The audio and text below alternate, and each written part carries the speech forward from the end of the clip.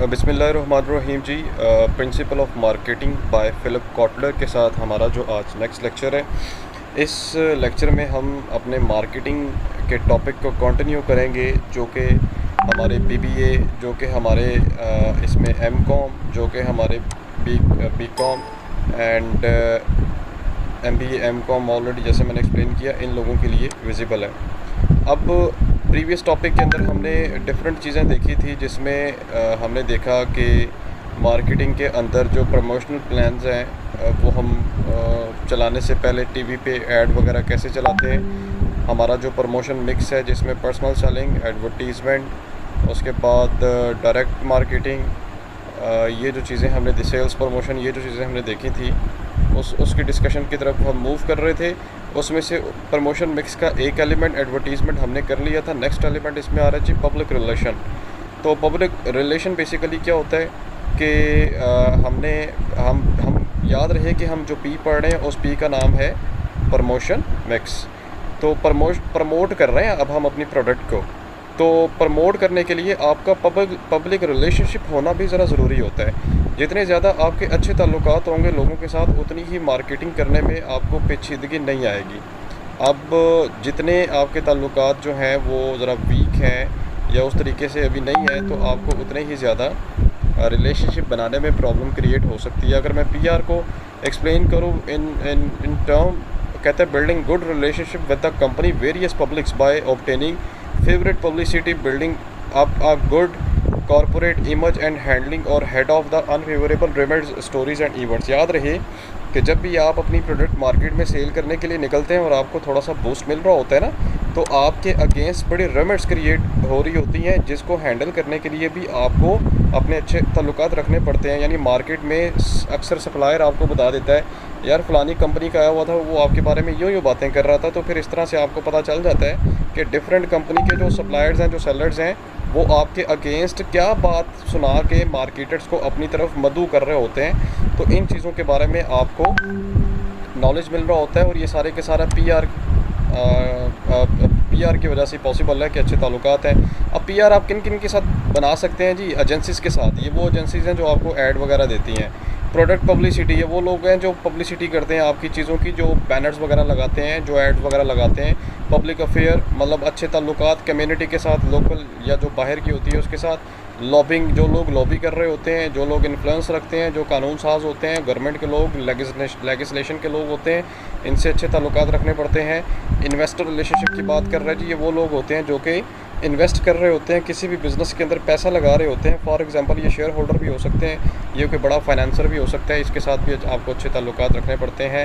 And development की बात कर रहे हैं, ये वो लोग होते हैं जो कि नॉन प्रॉफिट ऑर्गेनाइजेशन के साथ इनका ताल्लुक़ होता है। जैसे चैरिटी इकट्ठा कर रहे होते हैं, जैसे ये फाउंडेशंस होती हैं, जैसे चिप्पा है, जैसे ईदी है, इन लोगों के साथ भी आपके अच्छे ताल्लुकात होने चाहिए, ताकि इन लोगों के जहनों में और ये लोगों के आगे आपके बारे में अच्छी इमेज क्रिएट करें। जैसे जेडी वाले जो हैं, सिंध के अंदर बड़ी अच्छी एक फॉर्म है, वो क्या कर रही है कि बड़ा ज़बरदस्त काम करती है अक्सर फलाही कामों के अंदर।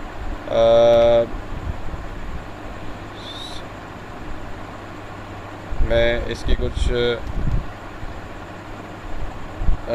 दिखाता हूँ आपको कि ये लोग जो हैं सिंध के अंदर कैसे जो है, अच्छा वो उसमें कुछ और निकल रहा है।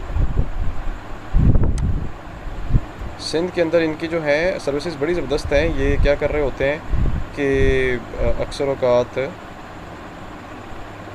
अच्छा चलें उसकी वो एग्ज़ाम्पल नहीं निकल रही, मैं बाद में निकालता हूँ इसकी एग्ज़ाम्पल।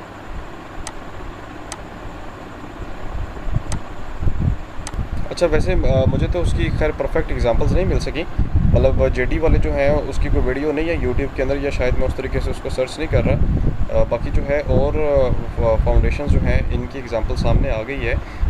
ये लोग भी क्या कर रहे होते हैं, इनके साथ भी आपके अच्छे ताल्लुकात होते हैं, जो कि लोगों को फैसिलिटेट कर रहे होते हैं जो ज़रूरतमंद होते हैं। खैर मज़ीद आगे चलते हैं, थोड़ा सा रोल या फिर इम्पैक्ट ऑफ द पीआर की बात कर रहे हैं जी। इसके क्या असरात होते हैं, जिसके बड़े अच्छे असरात होते हैं। जितनी ज़्यादा आपके देखें मेरी बात सुने, स्टार्ट में हो सकता है कि आपको लाखों रुपए इन्वेस्ट करने पड़े अपनी एडवर्टीज़मेंट के ऊपर, लेकिन जब अच्छे ताल्लुकात आपके लोगों के साथ बनना शुरू हो जाते हैं ना, तो फिर आपको पैसा लगाने की ज़रूरत नहीं होती, बल्कि लोग खुद क्या करते हैं, जनाब आपकी प्रोडक्ट की मार्केटिंग आगे कर रहे होते हैं। तो याद रखिएगा कि एक ऐसा शख्स जिसके साथ आपके ताल्लुकात बहुत अच्छे हैं और आपने उसको एग्री की है, वो आगे 4 लोगों को आपके बारे में आपकी तारीफ़ करेगा।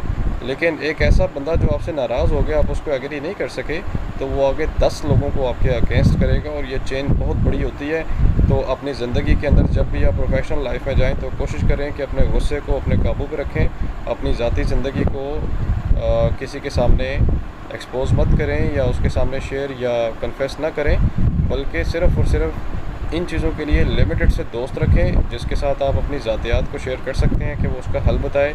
लेकिन कभी भी अपने क्लाइंट के सामने, अपने कस्टमर के सामने आपने ऐसी किसी भी किस्म की बात नहीं करनी कि बाद में वो आपका मजाक बन जाए।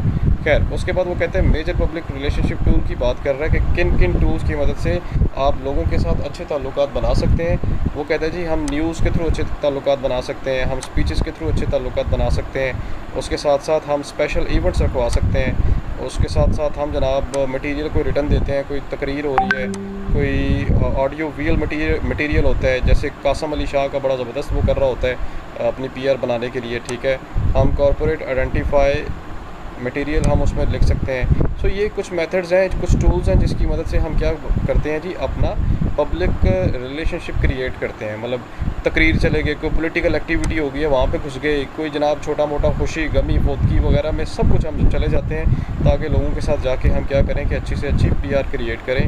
आजकल लोग जो पीआर क्रिएट कर रहे हैं वो कोरोना की वजह से वो यूट्यूब चैनल्स के ऊपर आ रहे हैं। तो यूट्यूब चैनल भी पीआर क्रिएट करने के लिए एक बड़ा ज़बरदस्त प्लेटफॉर्म है, लेकिन उसके लिए आपको बड़ी मेहनत की ज़रूरत होती है। यूट्यूब के लॉगरिथम को समझने की ज़रूरत होती है कि जिसके थ्रू आप अपनी वीडियो को प्रमोट कर रहे हैं। नेक्स्ट वन इज़ द हमारा जो प्रमोशन मिक्स का टॉपिक था उसमें कुछ एलिमेंट्स थे। हमने इससे पीछे अभी एडवर्टीज़मेंट को ख़त्म किया, फिर पर्सनल रिलेशनशिप को ख़त्म किया। Now next one is the personal selling and sales promotion की बात कर रहा है। ये भी आपके प्रमोशन मिक्स के टूल्स हैं, बड़ा इंपॉर्टेंट ये चैप्टर है स्पेशली गुजरात वालों के लिए। इसमें से पेपर में कुछ ना कुछ पोर्शन ज़रूर आता है। सो पर्सनल सेलिंग क्या होता है, ये सेम है जी पर्सनल जो मार्केटिंग ऊपर आपने एक टॉपिक देखा था या पीआर से रिलेटेड, वो कहता है कि personal presentation by the form sale forces of the purpose of the making the sales and building customer relationship. Personal selling से मुराद ये है कि फॉर एग्जांपल मेरी फर्म का नाम है नेस्ले और मेरे नीचे जो लोग मार्केटिंग वाले काम कर रहे हैं ये मार्केट में जाके मेरी प्रोडक्ट को प्रेजेंट कर रहे हैं on behalf of me my company, ताकि उस चीज़ को ज़्यादा से ज़्यादा सेल किया जा सके और प्रॉफिट हो। That is called the personal selling. ठीक है, अब पर्सनल सेलिंग के बारे में जनाब अगर मैं आपको बोलूँ कि आपने क्या करना है कि आपने इंट्रोडक्शन कुछ लिखना है तो ये पैराग्राफ आप इंट्रोडक्शन में ऐड कर सकते हैं, लेकिन इसको आपने बड़ा शॉर्ट एंड कंसाइज करना है। उसके बाद कहते हैं nature of the personal selling. Personal selling की नेचर क्या होती है जी, वो ये कहता है कि मतलब कि अगर मैं इसकी नेचर की बात करूं, यानी जो आपके सेल्स पर्सन होते हैं जाके मार्केट में चीज़ें सेल कर रहे होते हैं, ये उस किस्म की होती है ना। तो ये ज़्यादा से ज़्यादा मैं कहता हूँ बड़ी पॉपिट किस्म की जॉब है कि आप टाई कस के बैठे होते हैं, और ना ही ये इतनी घटिया किस्म की जॉब है जो करने से लोग कतराते हैं। वैसे तो ये है कि कोई भी काम है वो करने से इंसान को कतराना नहीं चाहिए। ठीक है, जो भी काम है वो इंसान खुश उसलूबी के साथ करे। हमारे नबी पाक सल्लल्लाहु अलैहि वसल्लम ने किसी भी काम को करते हुए किसी भी किस्म की आर महसूस नहीं थी की। ये जो मार्केटिंग वाली जॉब होती है ये बड़ी सख्त जॉब होती है, लेकिन कुछ अरसे के बाद ये उतना ही आपको रिटर्न देती है। मेरे अक्सर जो स्टूडेंट्स हैं वो जब मार्केटिंग स्पेशलाइजेशन में करते हैं तो वो फिर भी मुझसे पूछ रहे होते हैं कि सर वी आर अफ्रेड कि हम मार्केट में जाएंगे और ये होगा और वो होगा। तो याद रखें बेटे, सफ़ेद चमड़ी की फ़िक्र जितनी जल्दी आप करना शुरू करेंगे उतने ही घाटे में आप जाना स्टार्ट कर देंगे। और जब आपने अपने रंग की फ़िक्र छोड़ दी, अपने आप को मार्केट में या जलती हुई धूप में जलाने से आप नहीं कतराएंगे, तो समझ लें कामयाबी बड़ी जल्दी आपके पास आने वाली है। ये एक रूल होता है कामयाब लोगों के लिए। आपके पास मुख्तलिफ़ किस्म की एग्ज़ाम्पल्स मौजूद हैं। आप बिल गेट्स की एग्ज़ाम्पल देख सकते हैं, आप स्टीव की एग्ज़ाम्पल देख सकते हैं जिसने आईफोन के ऑपरेटिंग सिस्टम को बड़ा ज़बरदस्त वो आगे तक लेकर गया। So these are the people जिन्होंने स्टार्ट में अपनी जवानी में बड़ा टफ टाइम देगा, लेकिन आगे चल के ये उतने ही सुखी रहे। खैर, मूव थोड़ा सा आगे करते हैं। कहता है the role of the sales force की बात कर रहा है कि सेल फोर्स कौन होते हैं। स्टूडेंट, ये वो पर्सन होते हैं जो चीज़ आपकी असल में सेल करवाते हैं। फॉर एग्जांपल आपके नीचे एम्प्लॉयज़ होते हैं, मार्केट के लोग होते हैं जो गाड़ियों में, मोटरसाइकिलों में बैठ के ऑर्डर वगैरह लेने के लिए जाते हैं, उनके रोल की बात हो रही है। तो रोल जो है, रोल का मतलब क्या होता है? रोल से मुराद ये है कि कोई ऐसा काम जो कंपनी या मालिक आपसे एक्सपेक्ट कर रहा है कि आप ये काम करोगे, that is called the role. For example मैं आपसे एक्सपेक्ट कर रहा हूँ कि आप लेक्चर लेने के बाद पेपर्स के अंदर अपना अच्छा CGPA गेन करेंगे या अच्छी परसेंटेज लेंगे, तो ये रोल मैं आपसे एक्सपेक्ट कर रहा हूँ, ठीक है। तो अगर आप मेरी एक्सपेक्टेशंस के मुताबिक पूरा उतरते हैं तो फिर मैं बोलूँगा कि ये बंदा अपनी फील्ड का बड़ा ही ज़बरदस्त है, बड़ा ही प्रोफेशनल है।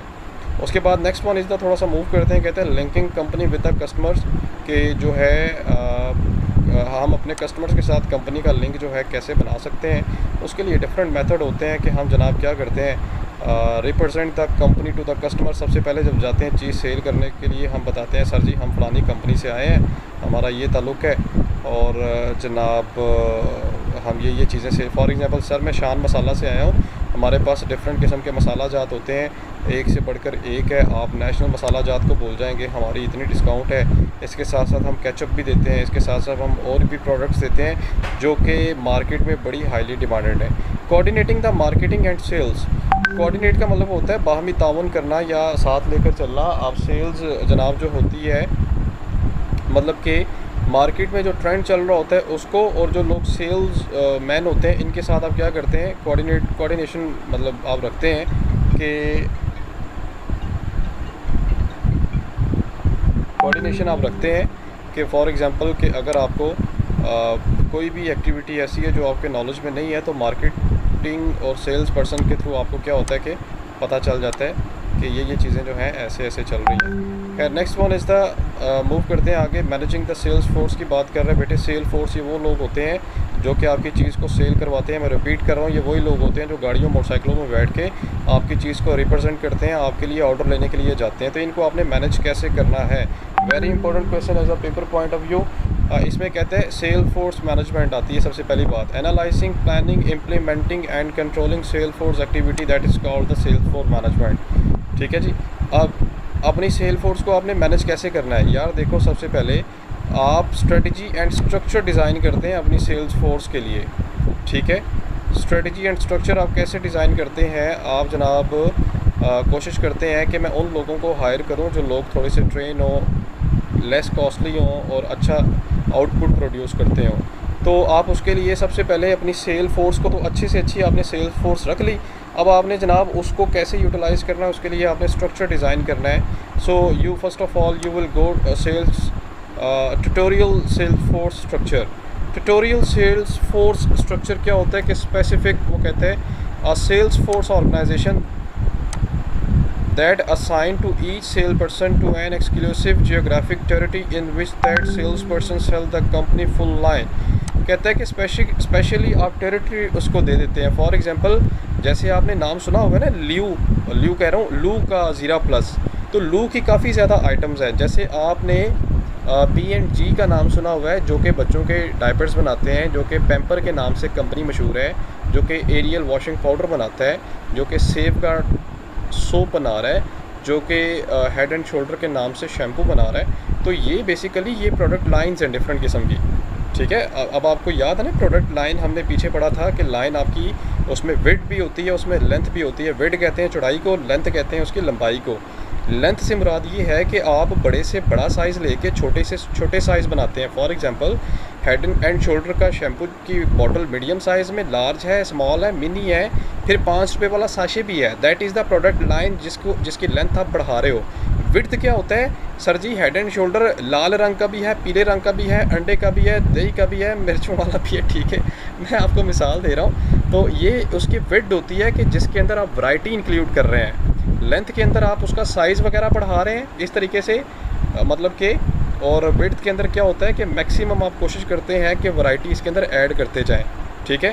For example sir head and shoulder ये बच्चों के लिए है, ये हेड एंड शोल्डर ख़वातीन के लिए है, ये हेड एंड शोल्डर मेल हजरात के लिए है। ऐसे करके आप उसकी विड्थ भी बढ़ा रहे होते हो। सो यू डिसाइड कि हम ट्यूटोरियल बना लेते हैं, ठीक है, टेरिटरी बनाते हैं। टेरिटरी क्या होता है कि स्पेसिफिक लोकेशन होती है जो कि आप असाइन करते हैं अपने मार्केटर्स को कि भाई आपने जाना है और गुजरांवाला की इस टेरिटरी में इस प्रोडक्ट लाइन को आपने सेल करके आना है। So that is the tutorial. आपने जस्ट ये एग्जांपल कर लेनी है, ये डेफिनेशन, और एक एग्जांपल आप कोई भी दे दें जो मैंने आपको दी, आप वही लिख सकते हैं। सेकंड वन इज़ द, वो ये कहता है प्रोडक्ट सेल फोर्स स्ट्रक्चर की बात कर रहा है। So sale force organisation in which sale people specialise in selling only a portion of the company's product. अब ये वो वाले लोग होते हैं स्पेशली जो कंपनी की स्पेसिफिक प्रोडक्ट सेल करने के माहर होते हैं। बेटे याद रहे, P&G की सारी आइटम मार्केट में सेल नहीं होती।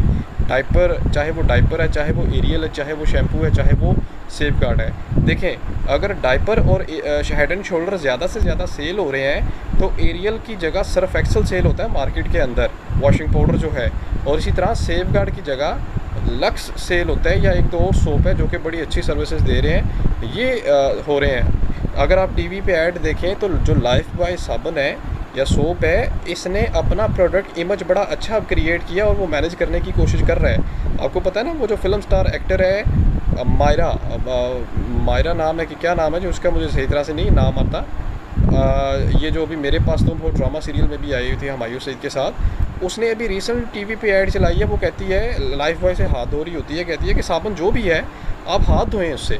तो इसका मतलब ये है कि लाइफ बॉय ने बड़ा जिगरा दिखा के ये बात बोली है कि साबुन जो भी है आप बस हाथ धोएं। नहीं तो अगर यहाँ सेफगार्ड होता, कोई और साबुन होता, उसने कहना था बस जरासीम मरते हैं तो डेटोल से मरते हैं।